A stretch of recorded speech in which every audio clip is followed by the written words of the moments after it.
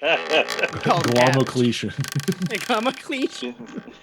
Of all the people that Gregory the Legionnaire knows, like of the hundreds of people that he has broken bread with, like 5 of them are alive, and it's you folks. Like everybody else has met some horrible ends, because that's just the way it goes. Yeah, Gregory doesn't kill his friends; they just end up dead around him. Yeah, like just because we haven't ended up dead yet doesn't mean we're not gonna. True. You know. I mean, we know our fates now, right? We all know we're gonna die at the hands of an orcish shaman. Right. We just know it. Yeah. And it sounds like Gregory's cursed, but he's not. He's just very sturdy, and he makes a lot of friends. Mm-hmm. Yeah, that's really what it is. Right. But that's that's something that is important to bring up, since hello, I think we've got some audience here. That's one thing that's important to bring up for the audience, is all of you are a group of deadly, powerful individuals that are all friends. Knightly order called the Knights of Prospect. Mm-hmm. Yeah. Hey, Yay. everybody. Hey. We're the Knights of Prospect. Thanks so much for joining us. I'm Sam Hoare. I play Chauncey in this live improvised role-playing adventure. Chauncey used to be a young boy wizard. Now he's a young boy emissary of an angel of war, doing all sorts of fancy magics. It's real fun. It's real fun. Turned into a sort of demon-looking thing. It's. I have a wonderful time with that. A real boy emissary. Oh, finally! You've seen Boy Wonders, but now boy emissary. But hold up, everybody. We're gonna flip the script. Holding out for my good my Pixar movie. Mm. Hey, Smeet. Hi. Hey, everybody. My name is Sumit. I play Raspberry Snowberry, who is a cleric and a priest in the Church of Enteresh. And yeah, I think that's all I have to say. You might want to know that Enteresh had 2 followers, Wone and Abrahal. That'll come in handy, probably today. Maybe. We'll Probably. see. Most likely. Gregory, how you doing? Like his disciples, right? Yeah. Mhm. Yeah. I'm Ryan. Ryan Daly. I play Gregory Chumperd, Dwarven Legionary. They know me as Gregory because it's easier to say. I went very Welsh when spelling this out, and all the vowels are W's.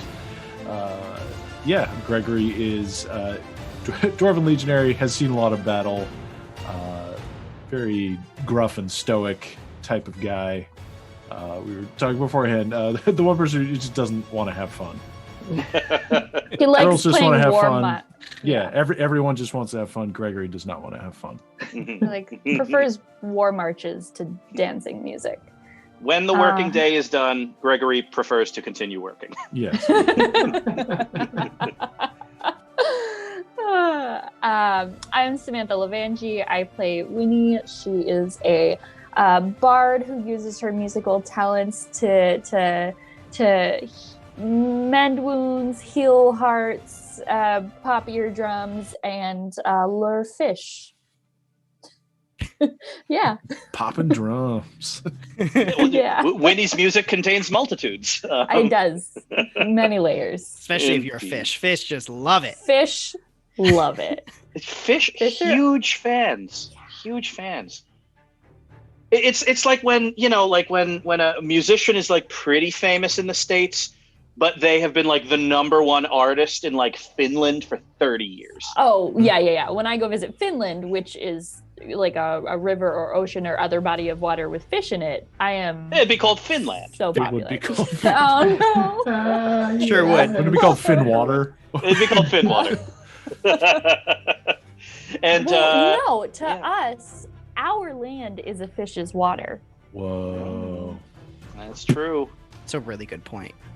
That's like I could imagine all of you like smoking that like weird pouch of herbs that like Hazel carries around all the time, just like staring up at the sky, having these thoughts. I am John Serpico. I am the game master of Knights of Prospect. Welcome everyone to episode 43 Now, for those of you watching for the first time, don't worry about it being episode 43. As Game Master, I have a few different jobs, and one of them is to provide a summary that allows everybody to catch up to where we are right now. And here is that summary. These 4 people, Chauncey the Emissary, Winnie the Bard, Gregory the Warrior, Raz the Cleric, these 4 are members of an organization called the Knights of Prospect. Their goal is to protect their home city of Tower Town and also all of the Riverlands from a variety of threats, magical, military, philosophical. They are there to be impartial heroes meant to keep balance in a world of dangers. They have recently saved Tower Town from a giant octopus that Chauncey summoned, and someone else made really Small big. detail. Sure did. All detail. They've crossed oceans. They have saved towns. They are currently dealing with an elvish, let's call her a cult leader. So they've got a lot going on right now, and really that's all you need to know is they go around righting wrongs, helping people. So that's the story. The other thing that I do as Game Master is, now this show is completely improvised, except for, in this case, I wrote a paragraph down that I'm going to read right at the start. Everything else is completely improvised. And what that means is it's my job as Game Master to keep giving all of these fine actors and improvisers stuff to do and decisions to consider. So we are building this world in real time based on the things that these players find interesting. The final thing that I do is every so often I'm going to ask them to roll some dice. And when that happens, they're going to roll 2 6-sided dice. On a 10 or higher, whatever it is they want to do, they end up doing. On a 7 to 9, they get a little bit of what they want, or they have to make a tough choice. And on a 6 or less, they do not get what they want. But no matter what they roll, fun stuff happens.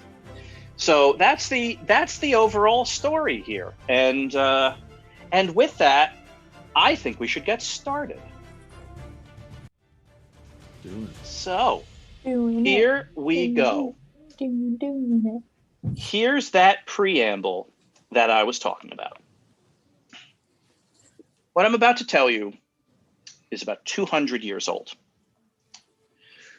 All we'll need from you is something you cherish to anchor this chateau to its new location. The Duchess, who was addressed, thought about this for a moment, thought about this request, because there wasn't much she cherished. She tapped her index finger against the top of her family scepter, a habit of hers when she needed to think. And then it dawned on her. The scepter itself. She handed it to the robed wizard.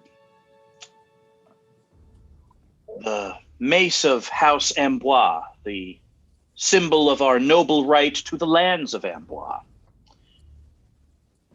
The wizard took it, looked at it, kind of gauged it, and said, yes, this will do, Duchess Amboise.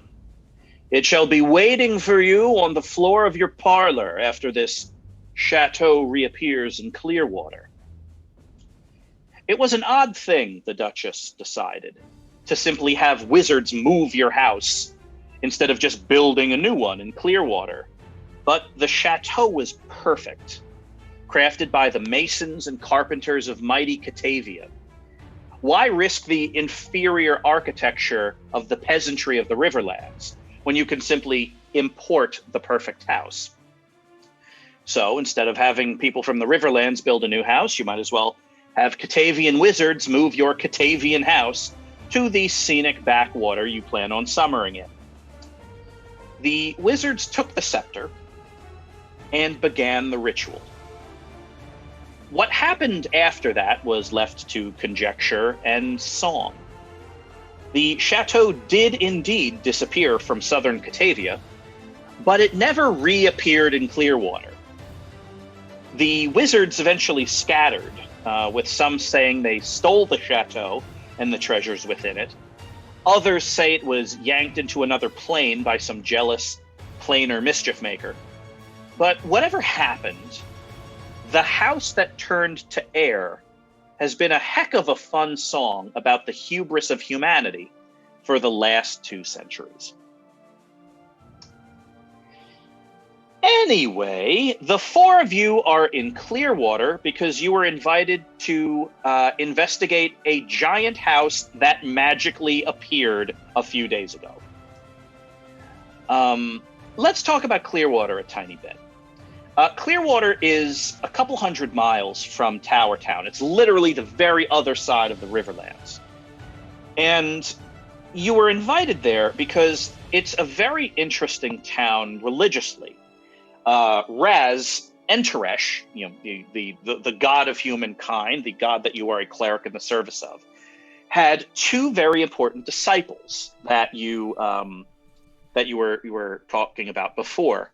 Wone, who is responsible for a lot of the religious texts that eventually the followers of Enteresh followed, and then also someone named Avrahal the Ascended, and both were apostles of Enteresh, but Avrahal took a very different path.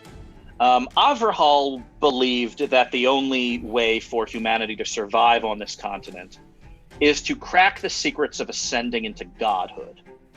And again, the religious texts get very fuzzy on this, but some believe that she succeeded. Because one day she just vanished. Like, Wone spent his life building the Church of Enteresh and eventually he died. Avrahal just kind of vanished one day. And this is thousands of years ago.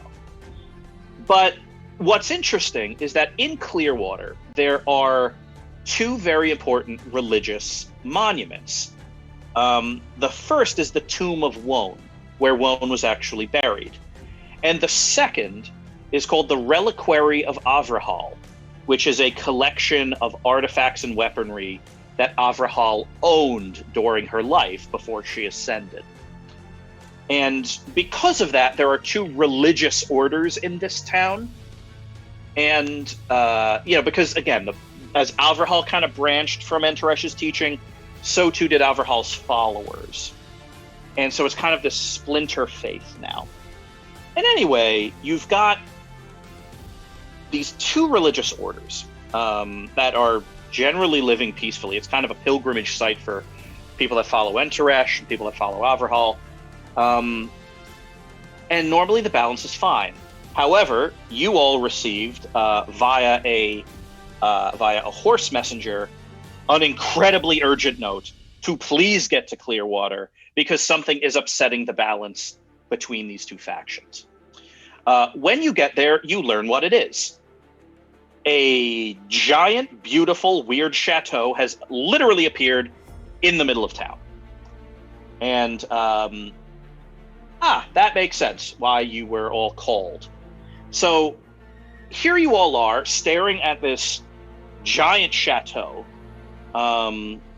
with a member of the religious order of the Cloister of Wone, who, Raz, is a friend of yours, kind of giving you the tour. So, Raz, who is this friend? What is their name? Their name is Rise. Mm-hmm. R-I-Z-E. Yep. And how long have you known Rise? Describe Rise in a phrase. Mischievous. He's somebody who is very deep in the faith, but he likes to have fun too. So he kind of jokes around about it. He likes playing pranks. He's a fun guy to have around.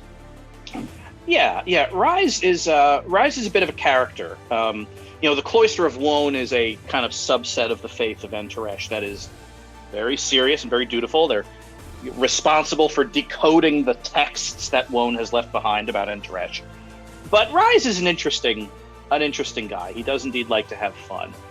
And so the 4 of you are all here, and he just kind of points to the chateau. Well, there it is. If I was to guess, the followers of Avrahal somehow stole a house. I have a question. Winnie knows a lot of songs. Mm-hmm.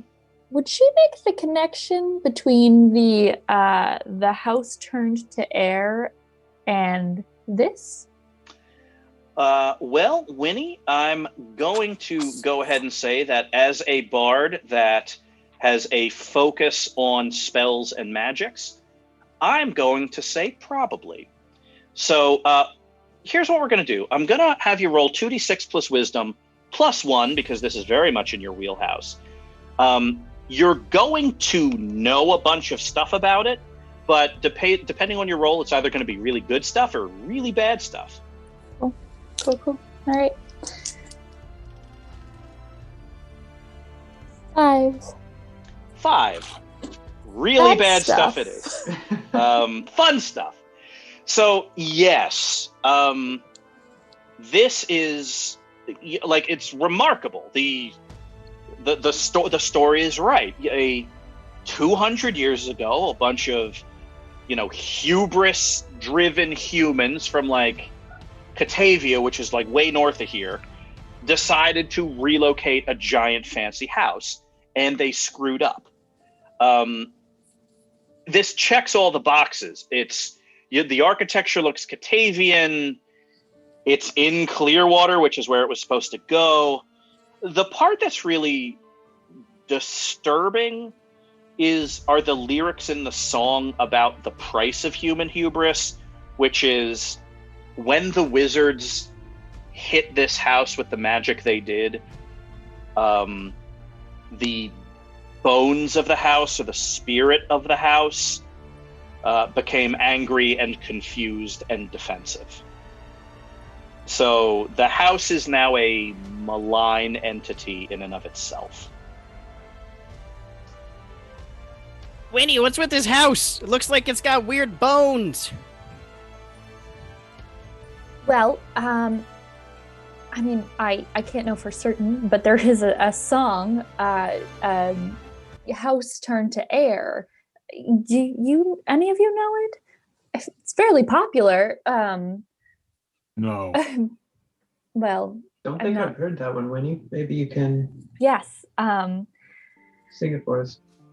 Of course. Oh my gosh, it's been such a long time. I might only be able to remember a verse or two, but at the peak of the song, it goes, and then this house that turned to air has taken all that brought it there and set it deep within its bones to tell everyone else to go.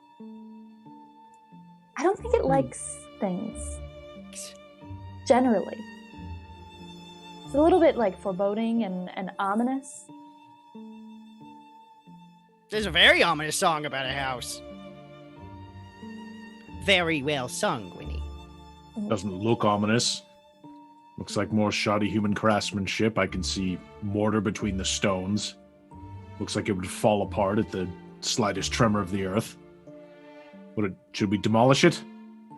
I'd like to ask Rise a few questions. Yeah, Rise is, first and foremost, Rise very impressed by the song. And Rise says, well, okay, so I am willing to admit that my belief that the followers of Averhal doing something nefarious here may have been misplaced, if this is apparently some kind of ancient house, but yes, I don't think we should demolish it. That seems expensive and dangerous. Raz, my friend, what is it? First of all, is this your doing? Because you pulled some crazy stuff in the past. Oh. And this is right in your wheelhouse. Classic Rise pranks? Classic. Making those horses disappear from those high school kids back when we were young priests. Oh, high school. So they had to I've walk heard about home? that. Yes. This is School that's very high up above the ground.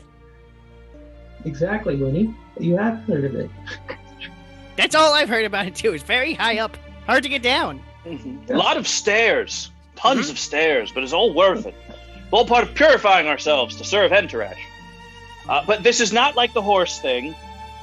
This is also not like the dairy thing, nor is it like the thing with those apples. This is a completely different thing that I have nothing to do with. Rise, did you grow up on a farm? I'm just curious. But a lot of my pranks involved farms. You're like a farm prank specialist of sorts. Everyone needs a hobby.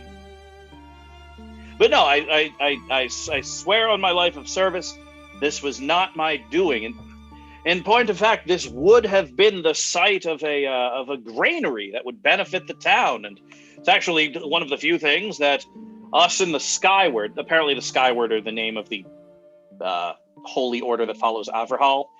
It's the one thing that us and the folks from the Skyward agreed upon, is that this city needs a new granary, and this would be the spot because it's big and open and convenient. But now it's none of those things because there's a giant foreign chateau in it. At least I think it's foreign. I've never seen architecture like this. Have you noticed any changes around here since this building dropped out of the sky? Has your ability to talk to Enteresh changed? Have birds started falling out of the sky? People been getting sick? No one was trapped under the house, were they? Well, let's let the dice decide. Raz, this is like Winnie, going to be a 2d6 plus wisdom roll for you.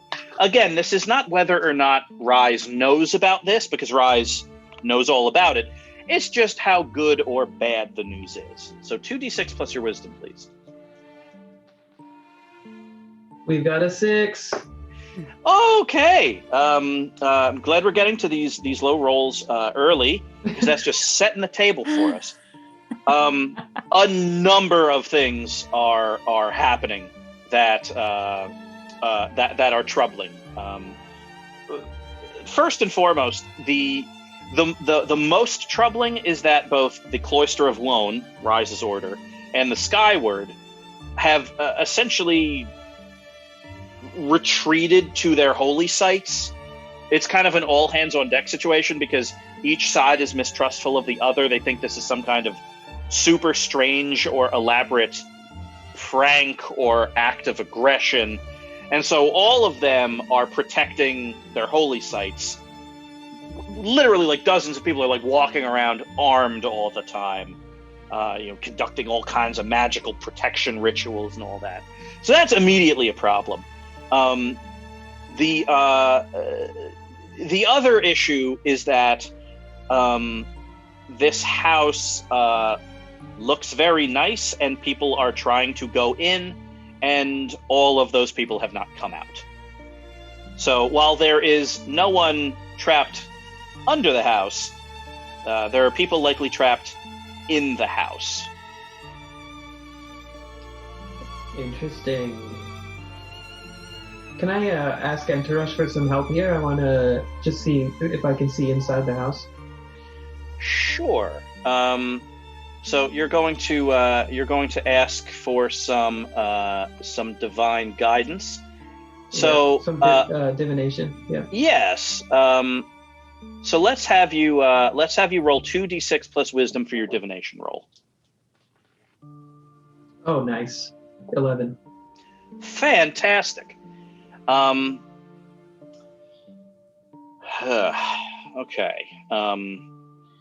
You close your eyes and reach out and ask Enteresh for a vision of the house. As if that doesn't work, I'm really close with a militant, and it's like real easy for me to ask him questions. So just let me know if you need help. Oh, Chauncey. Just want to give you a helping hand if you need. Yeah, I might. Enteresh has let me down so many times recently. Militant's never let me down, so let me know. Here for you, buddy. Thanks, Chauncey. I might want you to do it just to watch.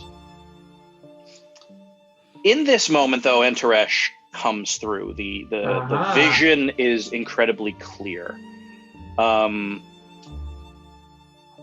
You see some person in this long, beautiful hallway with vases on pedestals and perpetually burning candles. Like it's just a gorgeous like marble floored hallway.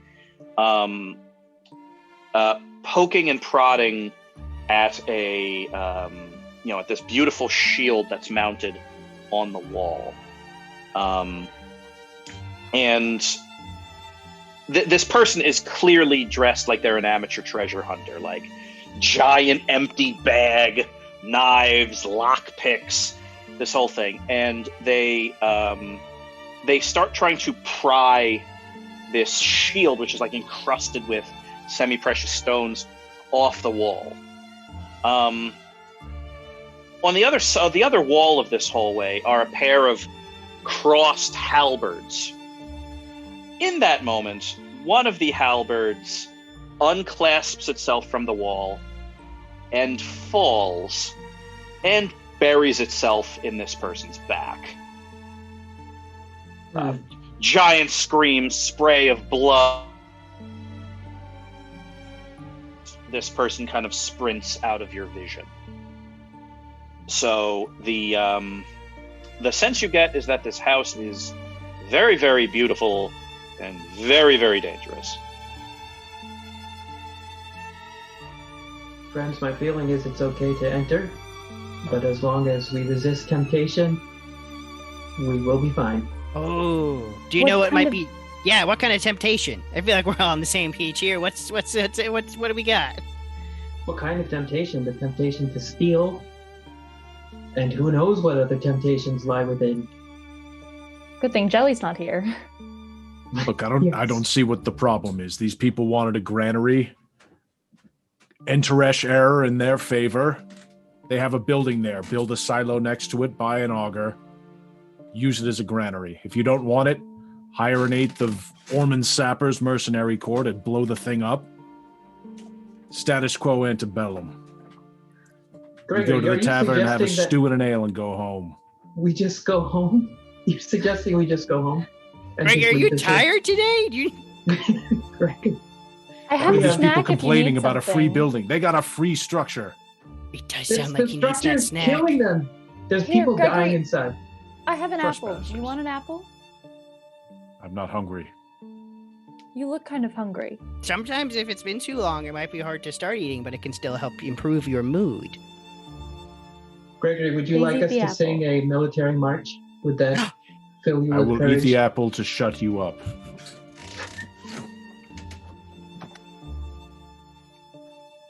Well, I want to see what's inside. Raz promised me temptations, so I'm Okay, in. we have to resist the temptation, lest we die. I don't think there's anything that could tempt me to steal if the consequence was death. Immediately. Sure. Agreed. Chauncey? Yeah. I mean, I There's a That's qualification. yeah, no, I'm good. It's yeah. A nervous giggle by you, Chauncey. This house looks cool. I want to see it, and probably I'll promise this. I will do a cost benefit sort of deal for if there's anything, and if I think I would be okay, and I promise I will thoroughly think through anything that tempts me inside of the house. Good enough. Sure. I I'll take it. promise. Should we shake on it?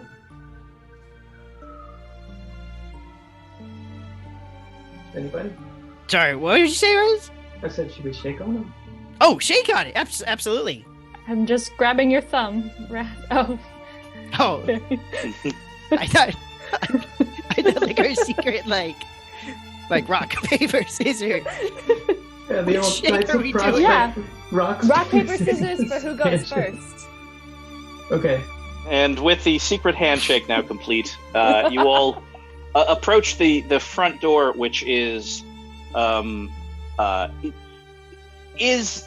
locked, but you end up kind of getting through the. Actually, Winnie ends up getting through the door because it's Well, it's a beautifully wrought elven door. It's like a puzzle door that involves like saying like an elven phrase.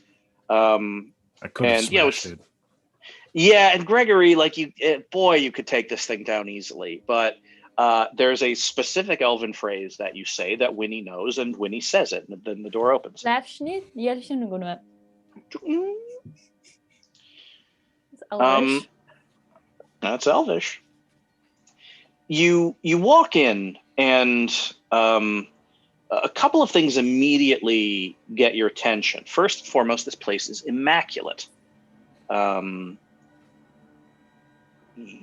point of fact, you still smell the fresh flowers that were cut and are sitting in vases in this foyer here. Big, tall ceilings, kind of arched stone ceilings.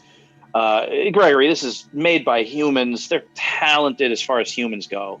But, it's the walls are plaster. Like, it's really, this is a nice place. And this is just the foyer. If Winnie's song is to be believed, this house vanished 200 years ago and has been sitting somewhere for 200 years, but it's clean and it smells like faintly of fresh herbs. The temptation in this room, such as it is the fact that there are tapestries on the wall that are nicer than anything you own. In fact, the vases full of flowers, if you picked one up and sold it, you could probably buy a horse with it, like a nice horse. There's statuary in here. In fact, the statuary is very interesting. There are 6 statues: an elf holding a spear, a human holding a flag, and a kind of robed figure that's looking into an orb. And there's kind of one of each on either side of this big double door. It's nice in here. Friends, I'm beginning to suspect that the people who have been entering but not exiting may have cleaned their way through this house. That Clean was their their way motivation. meaning Cleanliness. I don't know, but it looks great. pristine. Indeed. I walk over to a vase of fresh flowers and I just stroke one of the flowers. Yeah. Let's have you roll discern realities. 2d6 plus wisdom.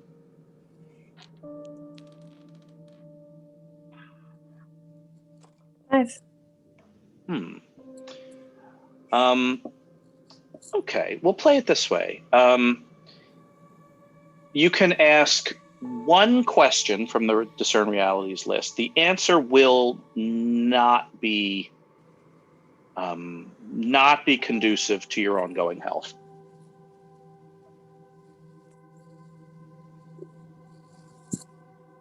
Who's really in control here?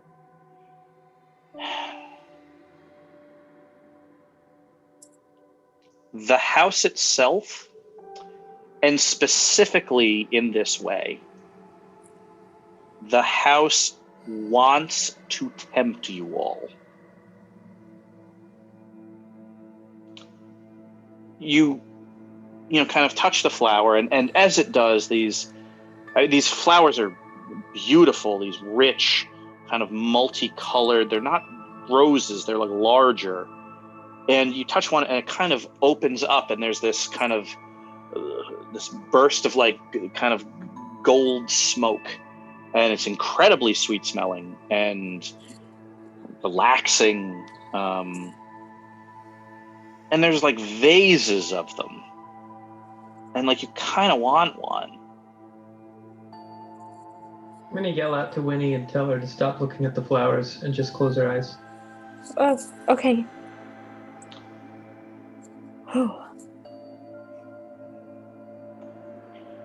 You clear your head, Winnie, and kind of eventually, after you clear your head, you're able to take a couple of steps back. And after you take a couple of steps back and kind of open your eyes again, it looks like a nice vase of flowers instead of something you must have. How do you feel, Winnie? I feel a little disoriented. I don't want or need a vase of flowers, but just be wary that when you get close to something that you don't think you even need, something about this house makes you feel like you do need it. The temptation has begun. I may need to consider this in my analysis.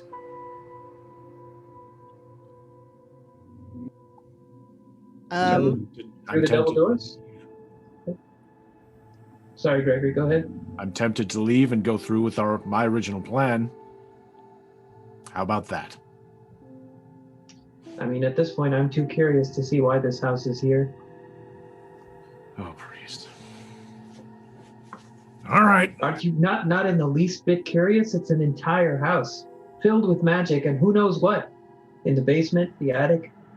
Who knows how deep it goes? Spent significant time in an entire tower full of magic. I'm fine. Gregory, we're not just poor people off the street. We are the Knights of Prospect. We were commissioned to be here. We can't just go to the bar and drink. All right. All right.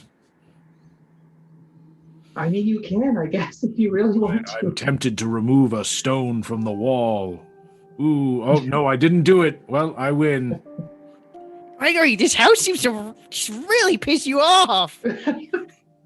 Maybe we should just move forward quickly and don't touch anything and see if, as we explore the house, we find anything that might give us more information about its origins or a way to get rid of it.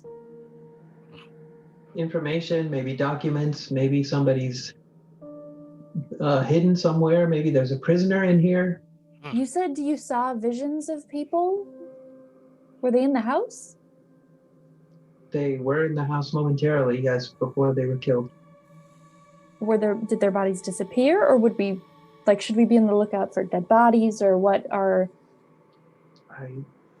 My vision stopped at the moment of death, so I'm not sure if we'll find bodies. But we should continue on, I think. Okay. There's a set of double doors that lead forward into... You can kind of hear through it like that. You don't necessarily hear something, you hear kind of an absence of something, like an absence of echo. And the sense you get is there's something very low, like a large room behind this door. But this door is not only locked, it is sealed. And it's very clear to you it's magically sealed. This thing will not open unless something opens it. Is that the only exit to this room? It is.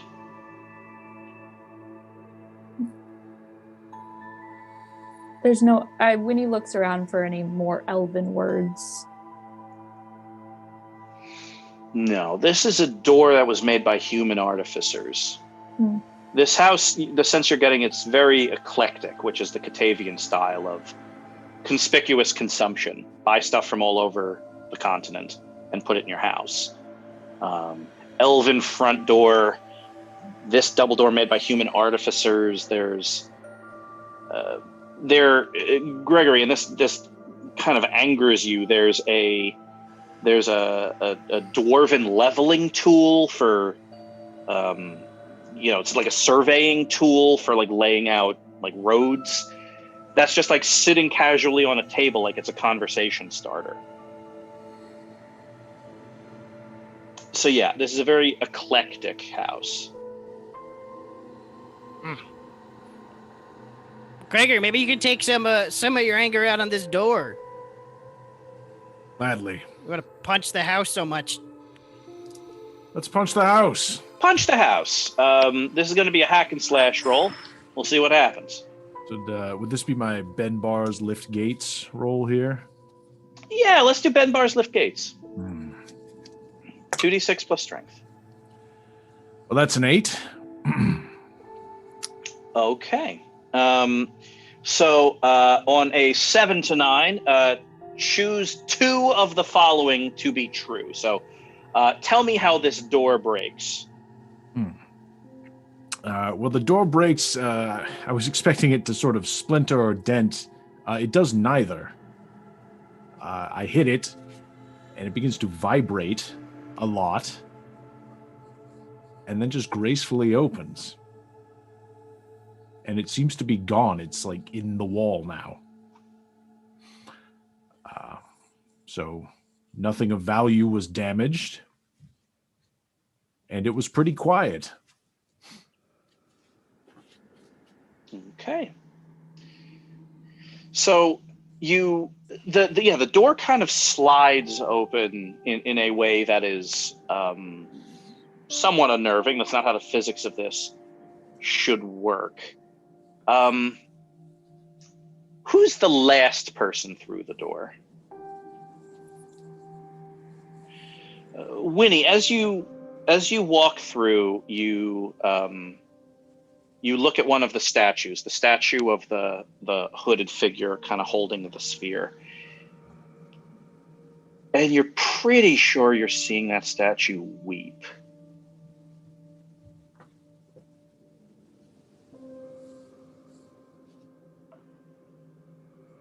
I am unnerved. Yeah. You're now in a magnificent ballroom. Not the biggest room you've ever been in your lives, but a room that, the Great Hall of Etama, your chapter house, could fit comfortably in. You could probably put 2 Great Halls of Etama in this house. And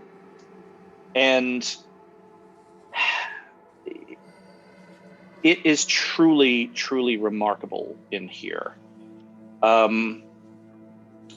Raz, what is the thing that you want? Like, if you were to imagine a thing, it would make your life easier if you had it.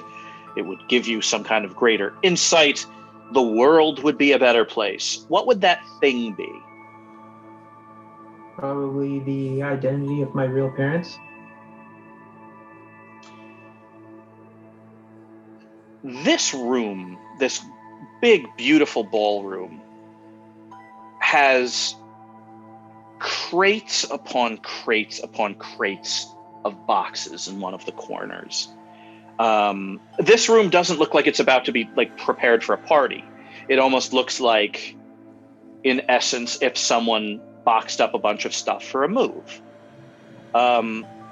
You start walking, Raz, kind of look at these big tapestries up and tables. It's not set for a party, but there's literally a small golden centerpiece on every table, and you're all kind of walking through it. And Raz, remarkably, the giant crates in the corner are all full of books. It's like they boxed up a library and are keeping it in the corner. What's the name of the town that you're from? Tobalt. Tobalt. There's a collection of, there's stamped onto the side of one of these boxes, in just kind of big letters, matters of business, noble heraldry, lineage. And you're all standing there, and all these boxes are sealed shut. They're hammered shut with nails. And the more you look, Raz, at this one box that says lineage, you hear like a creaking, and one of the nails must have been hammered in wrong or something. One of the nails in the box that's keeping the lid on kind of pops out half an inch. It's like there's pressure in there, and it kind of pops out. And then a second nail pops out.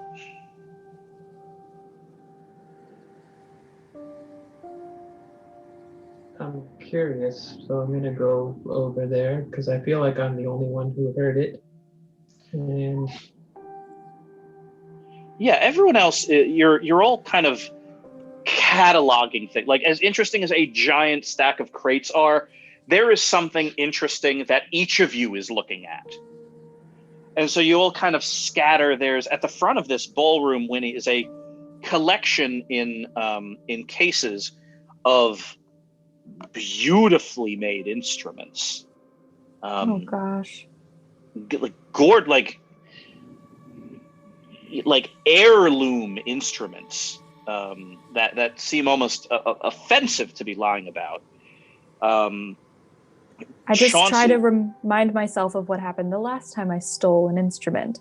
Mm-hmm. Yeah, you are actively, Winnie, grounding yourself against this. Chauncey, there's on a couple of the walls, there's kind of this area that looks like this miniature armory, like this big display area of kind of weapons of unique and exotic lands. Oh, excellent! My temptation! Go and take a closer look. One of the things on the wall is an identical replica of the sword the militant gave you.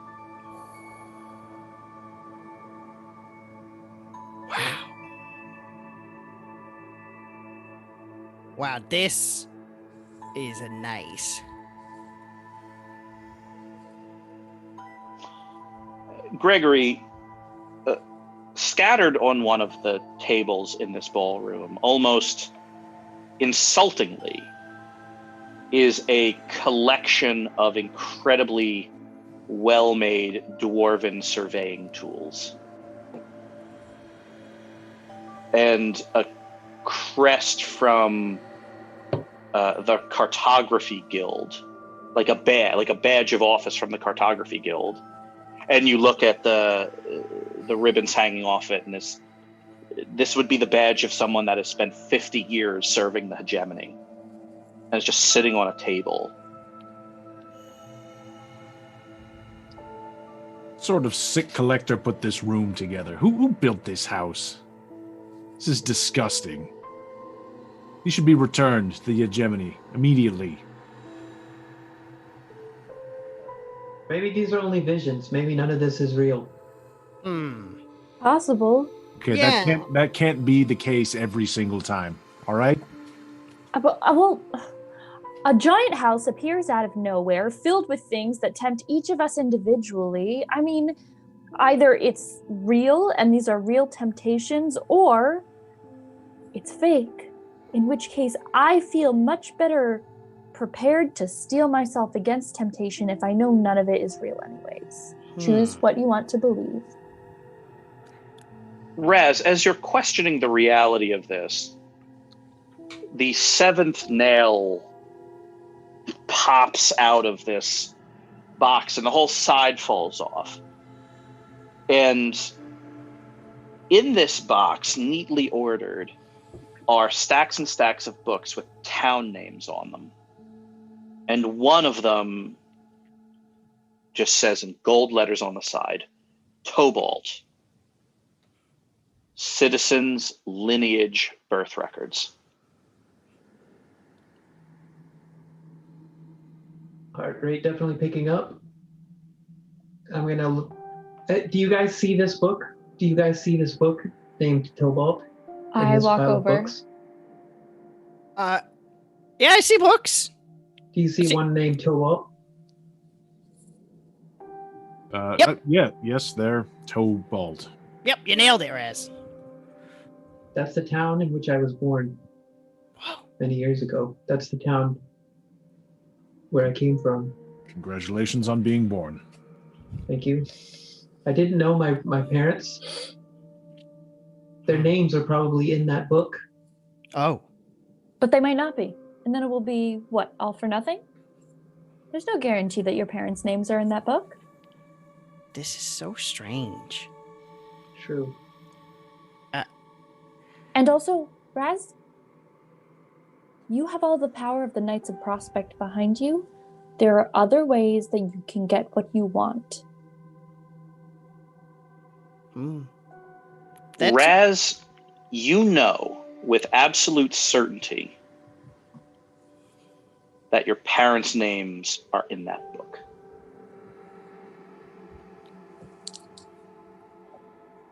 I'm going to grab the book. You grab the book. Oh. A number of other books kind of topple out. And you grab it and you hold it and you open it. And it's the whole history of your town. This will take a good amount of research. It's written in Catavian High dialect, so like it's a slightly different alphabet. But you're kind of paging through and leafing through, and you end up seeing the Snowberry name, and that's your adopted name. That's the name of the family that adopted you. And then you're looking, and and they find your adoptive parents' name, and then below it, you see your name,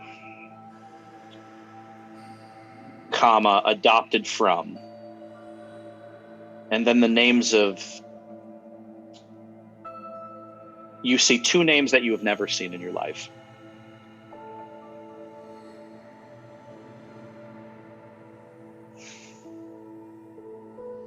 This is it. This is them. These are my parents. These are my real parents. Can you see this? I don't look. Chauncey, Yes? can you see this? These are my real parents. Gregory, can you see this? Congratulations, Raz. I can't read that. Raz, we may want to put the book back. Yes, that's right. A wise person made me promise to really thoroughly think over taking things from the house. And that person was you. I've been on the lookout for falling halberds. True. But this is it. This is them. I can find them. I can find them now. I'm going to close the book and put it back. I have the names committed to memory. Roll 2d6 plus your wisdom.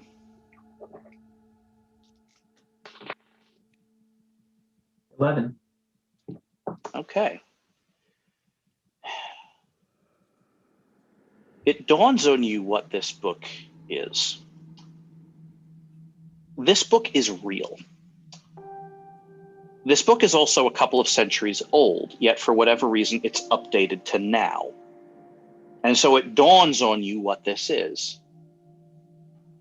This book is enchanted and bound to a place.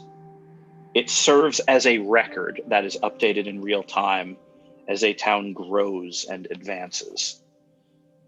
Catavia, which is where this house is from and where this book is from, is an incredibly wealthy place with incredibly powerful magics. And this book is magically bound to your hometown. It's essentially it would be used to resolve inheritance disputes and things like that. The problem is, because it's so powerful, you have to be physically in contact with it to gain access to its knowledge. Which means you close the book and you put it back, and the names escape you. Did anybody bring a pen? I check. No. Just crackers. I forgot it already. I forgot the names. I'm going to take the book. I'm going to take the book and open it. Don't take the book. Do not take the book. Raz, just read it a couple times. No. I open it. Use like a mnemonic device. Say the names out loud. Eloise, Wolverhampton, and Mamory, Wolverhampton. Eloise and Mamory. Those are my parents' names. Locked in like a steel trap, Raz. Close it, put it back.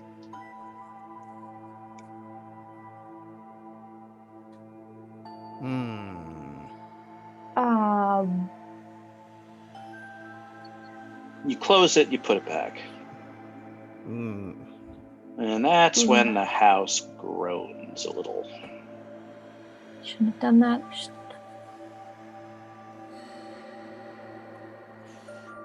In a fun way or a mean way? Gregory, you listen to make sure the house is not failing structurally, because it almost sounded for a moment like it's settling. It's not settling. That's not the sound of wood or stone being stressed. So yeah, a mean way. Don't trust this. I want to try something. I look at Raz, and I want to use my arcane art, which might, on a good roll, free someone from a harmful enchantment. I'm not sure what's going on, but I want to try. Yeah, I think that's very, very fair. Roll your 2d6 plus your arcane art. That would be 2d6 plus charisma. 8. Okay.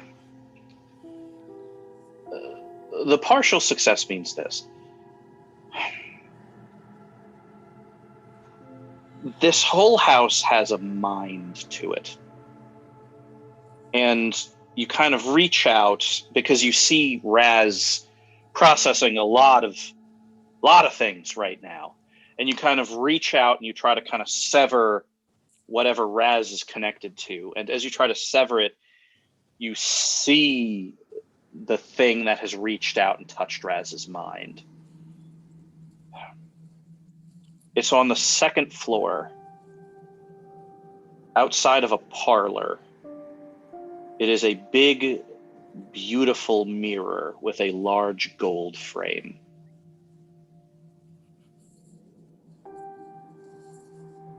I think I know what we need to find.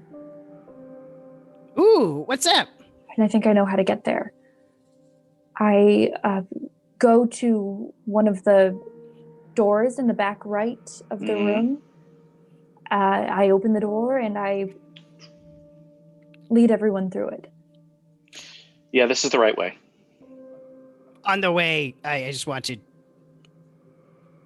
Raz, I know that this may be a very difficult experience for you. After all, I actually have already got to use my temptation once, and it was awesome. So, I'm like, that's fine, house. I can pass this time. But I know this is a lot for you. I want to be clear that I have no idea what the names were that you read to me, but I would stay here as long as you want, trying to read them over and over again to help remember. Or we could keep moving through the house and not anger it further. I'm sorry. I want to be sensitive to how emotional this moment is for you, Raz, but I don't have a good feeling about this. I need to take this book. I trust that you all can protect me. I trust that you can because you're the Knights of Prospect. I need to take this. Raz, you have died once already under my watch. I'm not going to let it happen again. I've been searching for these names for years and years. I can't just let it go now. I've searched over the entire countryside, and it's right here. I can't let And this you go. searched for your friend, Levin, for many, many years. When was the last time you talked with him? Your life is as it is now. Don't go searching for things that have happened in your past. Move forward. There's a hole in my heart, Winnie. There's a hole that I can't move forward without it being filled, and this would do it. It I'm hasn't been taking filled yet, but that doesn't... What if I'm gonna... Go ahead. Oh, I was saying that I could add you, since I'm already questing a little bit, I could add you to my list of to-do quests. And I could help you find them later. I'll make it a whole thing. We'll We have could go to the mirror first and then come back on our way out. Oh, that's a great idea too. We just try to grab it on the way out. Grab it on our way out? Okay. Yeah. If we can grab it on our way out, then that's fine. I'm watching you, priest. You're not taking that book. I'll be last. You guys go ahead. Thank you for watching our backs, Raz. You got it. So you put the book back for now, and you follow Winnie through this kind of series of passageways and opulent hallways, and there's just a fortune in here, a fortune in furniture and decorative items. There's magic stuff everywhere. And Winnie, you kind of follow that tether that you felt hold on to Raz upstairs and onto this landing with hallways branching off with all sorts of guest rooms. And then there's this big, beautiful set of doors. And in front of it, to the side, leaning against a wall, is a gorgeous floor-to-ceiling framed mirror. The frame of it is in wrought gold. It has to be gold-plated, Gregory, you think, because if not, it would be literally pounds of gold framing this thing. And you're all looking at it. You're looking at your reflections in it. You're looking at the gold on it. You're like looking down the hallways. It's this thing. Why this thing? You don't know, but this thing is somehow where the malignness of the house is manifest. Well, do we break it? Say the word. I don't know what'll happen if we do. I go a Feels- little. Oh, I'm sorry, Winnie. I was just going to say it feels simple. Chauncey, what were you going to say? Oh, I just want to go a little closer because I'm looking very carefully at myself, and I've noticed I seem to be a little taller than I remembered. And did you guys notice? Yeah, you look taller. Oh, that's awesome. You've been growing. I appreciate that. You know, You're not about to grow giant again, are you? No, Gregory, I don't grow giant anymore. No, I don't like that. I don't do that anymore. I'm more about big scary face, big heavenly light, kind of. Remember this? I summon my staff to my hands. See, I do more along this kind of cool stuff now. I miss being tall, though, so it's nice to see that I don't need a spell. Winnie also moves closer to the mirror.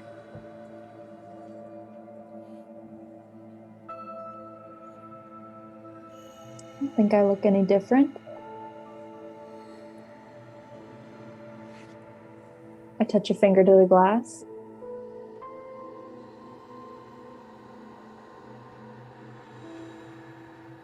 Gregory, smash it. With pleasure. I step out of the frame of the mirror first, though. For some reason, I have a weird feeling about being in the reflection as it's being smashed. I'm still thinking about the book, so I'm still in the frame. All right, smashing time. Gregor, I'm glad that maybe we should just gone with this right away. It seems like we're just kicking our way through anyway.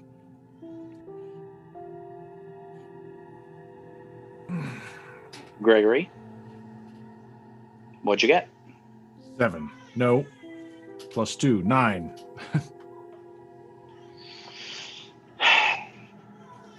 You wind back with the cestus and punch through it. It cracks. And then one more punch and it shatters. The glass fragments kind of spray everywhere. Thick glass. And you look down at all the glass. And you look at the empty frame and you look up at it, and then you look yourself in the eyes, and you looking yourself in the eyes steps forward through the frame and punches you in the face. Raz, you and Chauncey also walk through the frame. Yeah, Chauncey, this other you does look a little taller. Man. Well, Raz, Gregory, and Chauncey, you have mirror images of yourself, and they're trying to kill you. Winnie, you have stepped back and are observing this, and you have a feeling it's going to start getting very tough to figure out who's who. Well, before anyone moves too quickly, I go to Chauncey and I form an unbreakable bond with me. Yeah, okay. Okay. Let's do it. Cool. Chauncey yells, "Power up!" Yep, that is how it works when you form an unbreakable bond with Chauncey. So, Winnie, you kind of put a hand on Chauncey's shoulder. Your soul reaches out. Roll 2d6 plus charisma. 9. Okie dokie. Your hit points and the hit points of Chauncey are now a shared pool. All non-magical skills become pooled, and since Chauncey doesn't technically use magic anymore, he uses divine guidance. You can now access all of his things. He can access all of yours. If one of you uses hack and slash against an enemy, the other gets a free attack against them. But because it's a 9, damage against either of you is doubled against the pool. So, Raz and Gregory, the two of you are kind of squaring off against yourself. Are these mirror images of us? Yeah. Okay, so I'm just going to yell out to everybody that my eye patch is on my left eye. That's the real me. In that moment, the other you yells, like, matching your cadence. Oh, great. My eye patch is on my right eye. Do not trust anyone saying it's on your left. And now everyone has to ask the question of themselves, what eye is Raz's eye patch on? Which is now a remarkably complicated thing to think about in the heat of combat.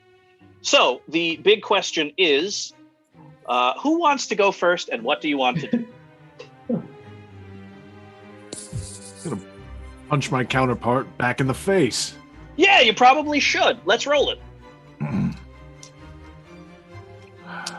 Line breaker, I hope you're not in there as well. Well, Hal, that's a 5. You kind of grunt into your fists, and the line breaker responds back, "There's only one of me, brother." And you immediately kind of go tumbling against Well, this is a dwarven legionary that is literally your equal. You end up kind of smashing into a wall with him/you, and roll and crash through some fine artwork. Your armor value still applies. I'm going to be giving you gross, not net. You take 4 damage from all of this. Who wants to go next? Ooh. I'll try. Oh, good. Get him, Raz! Both, I guess. I hope you both win. I'm going to try to use charisma and talk to the other Raz.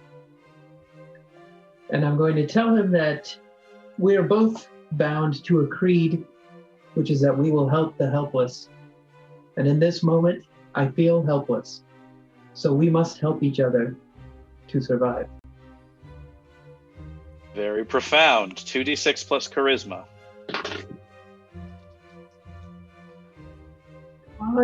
Oh, mama, 12. This starts getting strange, Raz. This person is has a mace like you.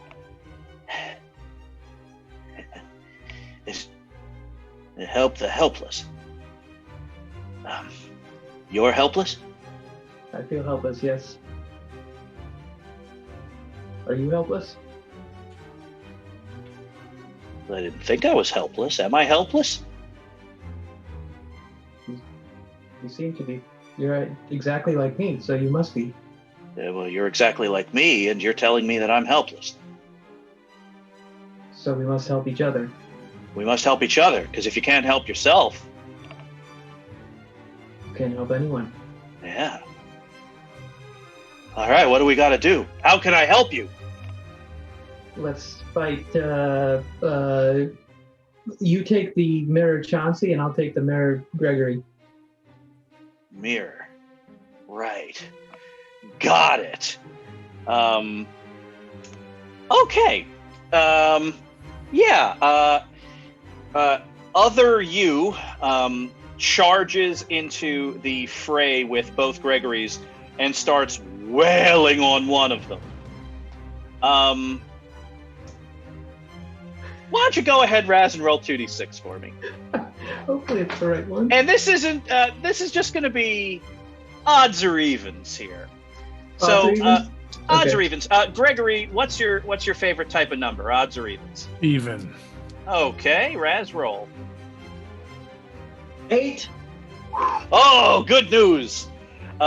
Gregory, you are currently parrying with the cestus.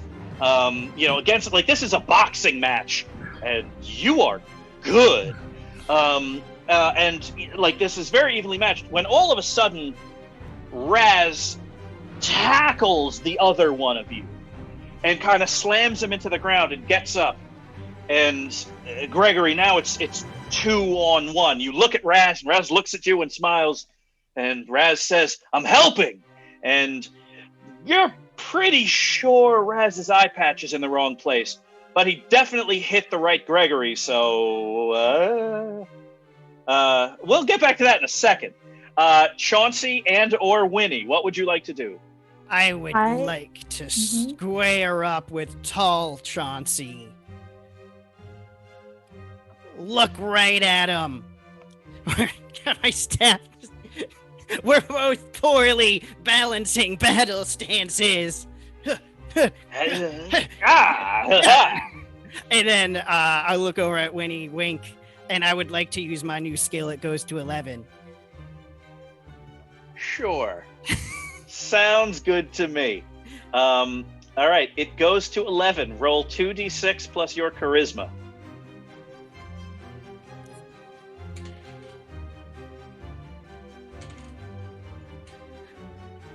5.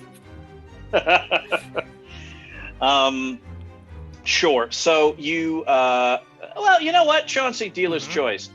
Would you like to do net damage to no people or to? Oh, wait a minute. That's not Metal Hurlant. It goes to 11.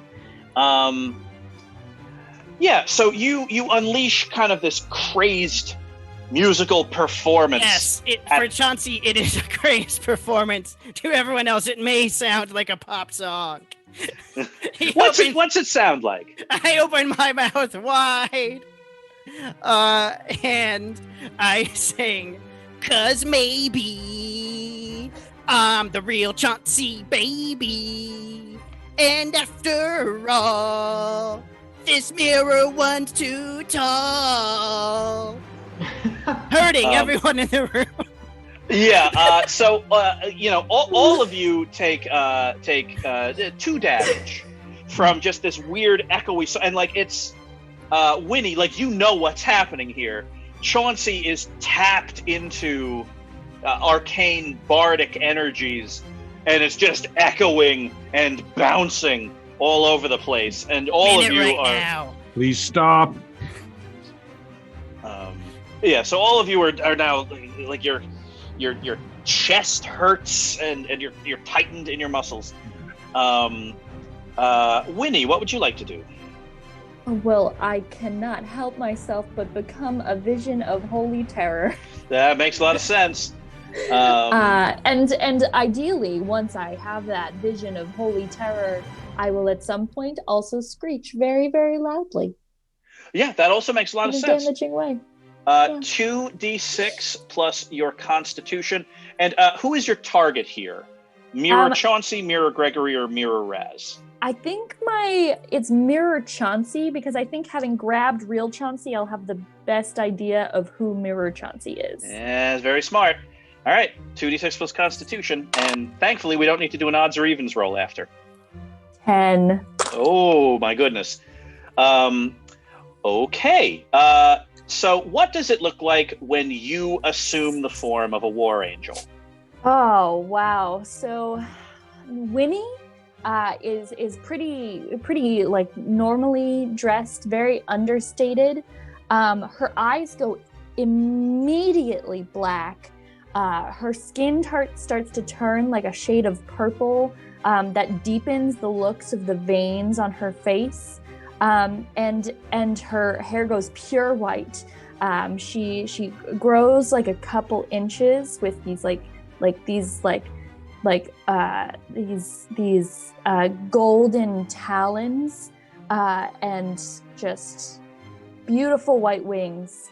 Yeah. Mirror Chauncey steps back, and his eyes go wide, and he starts shaking. And at this moment, you realize that Mirror Chauncey is not some other being made of flesh and bone. It's something else instead. And when your wings go up and the buffeting holy energies pour forth, Mirror Chauncey screams and shatters.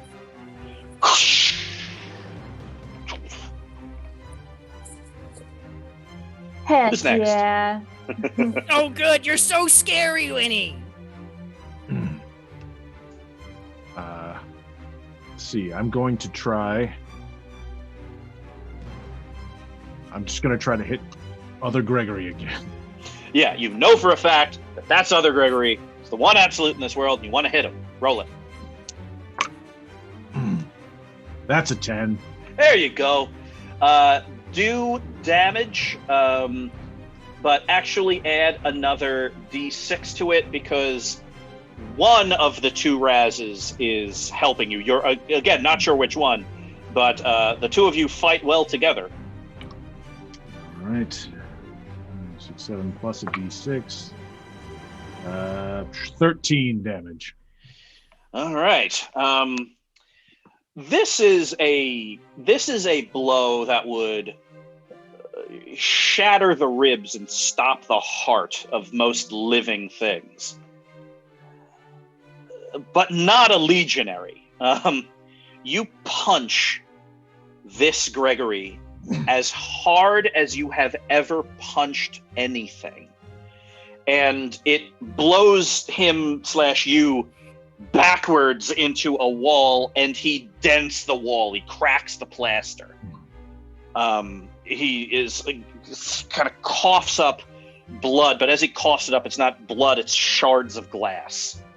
And he kind of staggers forward and keeps his arms up. Raz, you were sprinting forward to fight the other Chauncey, but that other Chauncey exploded, which is good because you're pretty sure you picked the wrong Chauncey. But thankfully, the real Chauncey doesn't explode into glass. Oh, hello. Oh, yes. I wasn't gonna run my mace through your face, so we're all good. It was a deceit. I see. Yes. I trust you. So all of you, eventually kind of turn around after that minor miss and kind of watch Gregory, fight Gregory. And it becomes pretty clear which one is the real Gregory, because you see the other one is like there's literally broken glass like pouring out of his mouth and nose.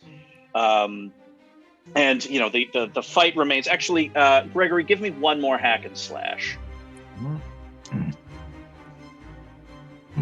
That is a 7.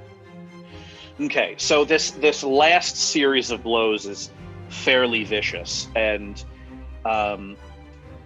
you realize like the thing that kind of centers you for this final few swings is the fact that you see the crest of your battle armor, which says in Dwarven hegemonic language, "until death," but on his it's backwards. And like that's what you focus on your final blow that sends him shattering into glass pieces. And then there are 2 Razes, and one of them who was backing up Gregory in this fight. All right, we did it! We did it! We did it!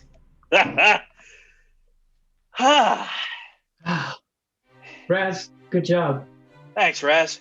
Wow, I go over and shake both Raz's hands. Really, really good. Really good. This one especially didn't even try to attack me at all. Did not. Oh, that's great. 100% did Which not. one is Mirror Raz? That one. I was going to say it was you. Oh, no. I thought, it's definitely you, because I was downstairs with these guys just an hour ago. Yeah, I was downstairs with all of these guys an hour ago. Wait, I point to the fake Raz, but Winnie doesn't know it's fake Raz, and I say, "What are the names of your parents that you read in the book just downstairs?"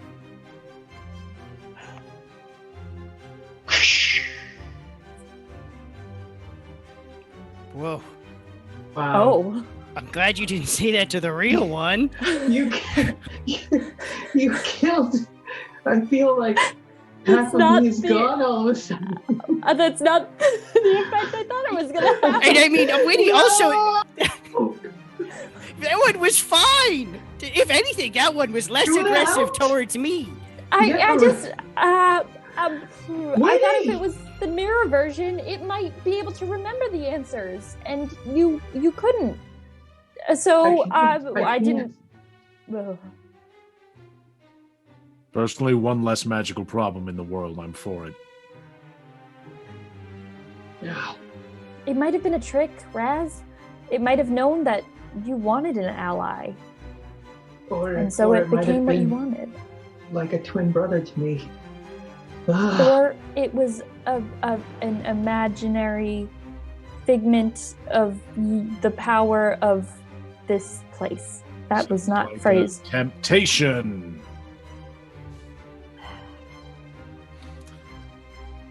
Greg, are you still starting to like the house a little more now? No, my face hurts. No. Well, With the mirror destroyed and its defenses now broken, the house, you feel like it changes somehow in its being. It is I'm still racing back downstairs. I'm racing back as fast as I can. Yeah, you sprint downstairs, and sure enough, everything's still down there. This weird esoteric display of wealth and books and magic and stuff, and the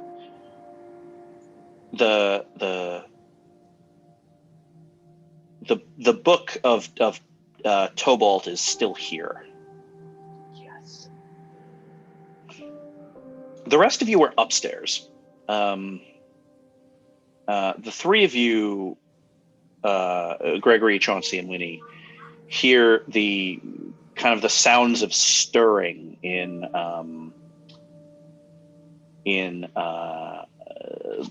kind of the room behind this window, or behind what was this mirror.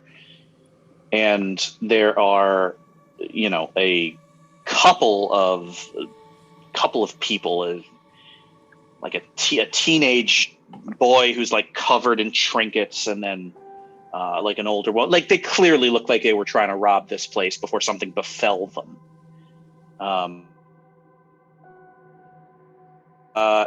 And then one of you,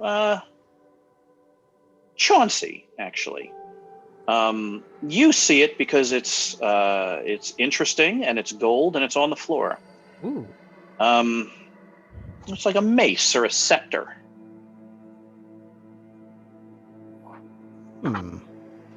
I take a closer look. Does it look like things I saw downstairs? I see Chauncey looking at it, and I remember the last time we had some sort of like scepter staff thing, and I get nervous. Chauncey, go ahead and roll Discern Realities. +1 because Winnie is deeply invested in your safety.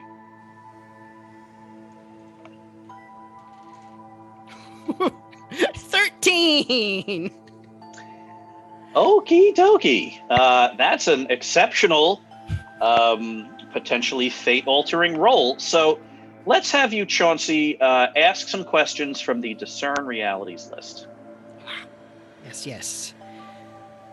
Lovely little mace. What should I be on the lookout for? This is another temptation, perhaps? This is not a temptation at all. This is an artifact, and in point of fact, it's not magical in any way.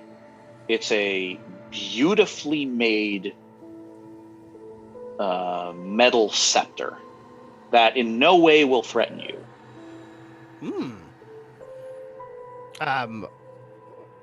What's useful here? Is this perhaps something I could keep on my belt? This scepter is useful. The scepter is definitely useful. It's useful here, and it's useful in a grander sense.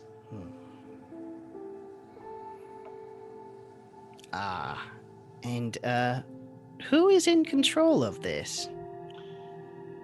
So long as you hold the scepter, you are.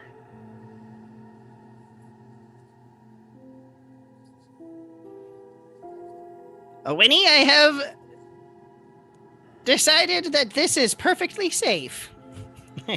Pick it up and hold it next to my staff. There is a big gust of air that sweeps through this house. Some windows on the top floor where you are fly open. These gorgeous curtains starts flowing and twisting. Sweet smelling air is pouring through the house. In point of fact, the whole house, shaking's the wrong word. It's not that. It's more like twisting. The house is twisting.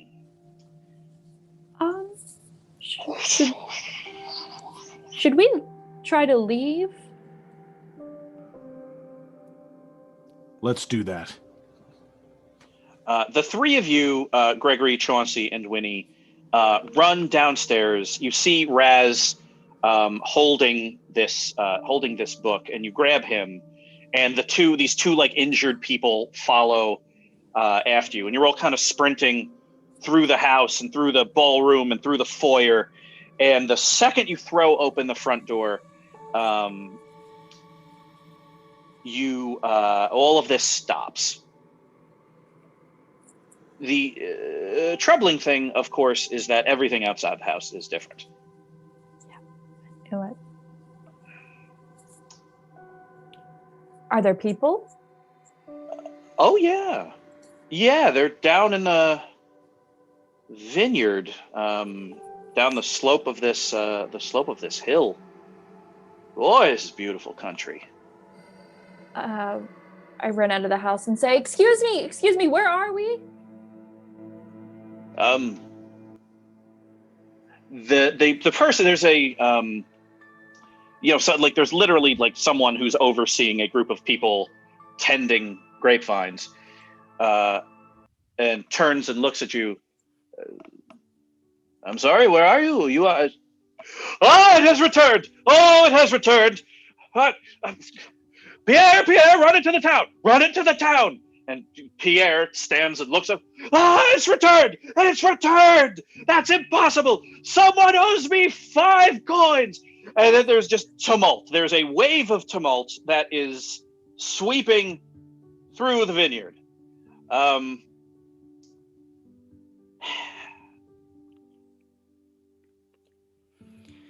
I'm going to venture a guess that we are in...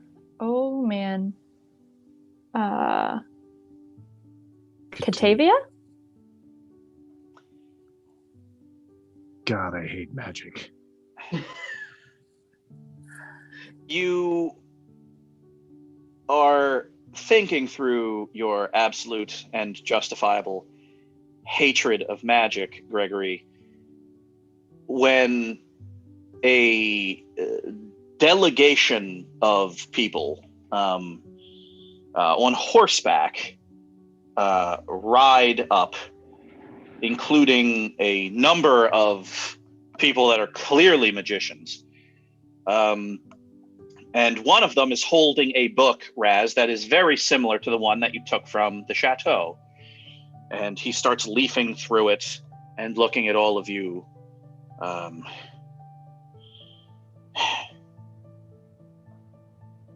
And this kind of like wizard starts consulting with a bunch of other people and looking at you. There's like a small crowd gathering of, vintners and smiths and all of this.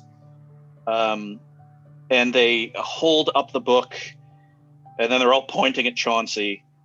And they look at you. Pardon me, monsieur. What is your name? Hey, I'm Chauncey, emissary of the Militant you may have heard of.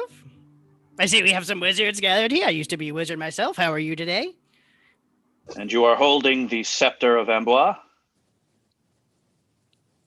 It seems so.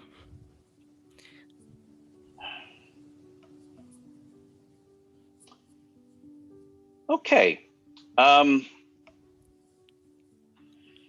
Chauncey, by the laws of succession in the Catavian Regency and the rules of found property and inheritance, you are now the Duc d'Amboise, one of the 15 largest landholders in the Catavian Wow. And Excellent. we will end it right there. Yeah, of course he is. How old are you, Chauncey? 10? I mean, hey, if a duck can be mayor. Right. Oh no, I'm gonna need so much advice from Hobie. Oh, Hundreds of square miles of fertile rolling hillsides, Oh. thousands of people that will need your help and guidance. Oh, They no. need better inheritance laws. They than- really do. The Catavian Regency is a weird place. Oh, I just found it. How far is Catavia from like anywhere else? Just curious. Oh, you're gonna need fast horses and a couple of weeks to get home. Okay. we're All right. well to the north now from where we Yeah, are. you are. All You are like Tower Town is kind of in the southwestern Riverlands. You have to go all the way north through the Riverlands, and then once you're through Pilgrim's Road, that's the northernmost city-state in the Riverlands. Then you're in southern Catavia, and the lands of the family Amboise are in southern Catavia. Cool. Well, Because sometimes you roll 2 6s. So that was 14, actually. Yeah, that's pretty good. It's a inheriting roll. 14 equaling the number of wealthy landowners that you're going to have to talk to. So I could have only gotten 3. Ugh. Yeah, exactly. So anyway, everybody, the dice, as always, tell us what will happen. And audience, thank you all for telling us that you are enjoying the show. I appreciate, as always, your enthusiasm in the chat. And of course, everything I just said is for folks that are listening and watching us live here on 2MB Studios at twitch.tv. For those of you listening to the podcast, thank you so much, as always, for tuning in. And for those of you watching on YouTube, thank you so much. Obviously, everyone, we are available in, you guessed it, those 3 places. Every Saturday at 8 p.m. Eastern Standard Time here on 2MB Studios, as well as YouTube if you search for Knights of Prospect, and Knights of Prospect wherever you find your podcasts. If you love watching awesome character-driven improv on 2MB Studios, good news, in exactly 21 minutes, the amazing show Sleepover is on, so please stick around right here for that. Also, if you like watching comedy on 2MB Studios, not just on Saturday nights, good news, 2MB Studios has shows 7 days a week, from morning talk shows to evening talk shows to wrestling leagues full of rich lore, game shows, and live plays of video games. Some of them are about seduction. There's a lot of stuff going on here on 2MB Studios. Also, if you like this kind of improvisational role-playing, we have a wonderful partner organization called 3weeks.courses. You can find that right here if you're on Twitch, right here in the link in the chat. If not, that's the number 3weeks.courses. There are amazing curricula that they have developed there to teach you a new skill in 3 weeks with 3 weekly classes. The April classes are about to start. I teach one called Improv in Role Playing. It starts this upcoming Thursday at 5:30 p.m. Eastern Time. There is still time to sign up for that if you are interested in doing this kind of improv. But there is amazing classes in all manner of things, including how to make poetry. So that is what I have to say about that. Folks, thank you as always for tuning in. And I, for one, am very excited to deal with the high politics of Catavia through the eyes of Chauncey the Emissary. Tune in next time and many times after to see how that works out. But until then, good night and happy adventuring. Good night. Bye.